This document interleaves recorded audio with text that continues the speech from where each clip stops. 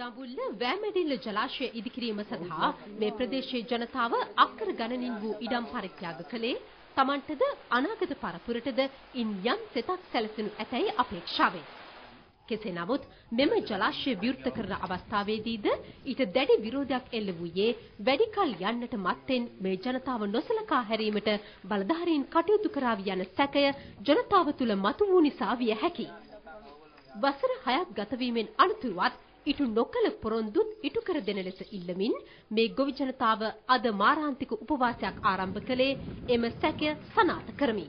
අවුරුද්දකට ලස්සට ආතරාමාරක් විතර ආදායම් ආපු ඉඩම් සම්පූර්ණයෙන්ම අහිමි වුණා. ඒ ආදායම් කිසිම දෙයක් නෑ, පොල් ඔක්කොම මැරිලා. ඉතින් දැන් ඉන්න තනකුත් නෑ, ගේත් කඩාන වෙලා. පැත්තේ කැලේ රස්සිත කරලා. යටි පැත්ත වැවට අහුවෙලා.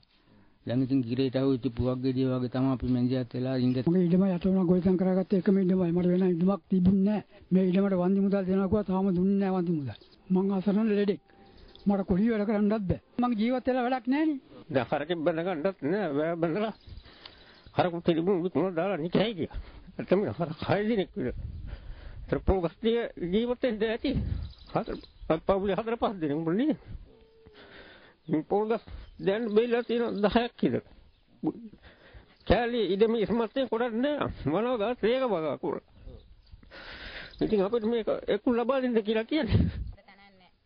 ගොවියා රජ කරවීම ගැන කතා කරන යුගයක ආශ්චර්යමත් ශ්‍රී ලංකාවේ කොටස්කරුවන් වූ මේ අහිංසක ජනතාවගේ ජීවිත පිළිබඳ වගකීම බාර ගැනීමට බලධාරීන් සූදානම්. අපි මෙල්ලෝ කියන්නේ යයි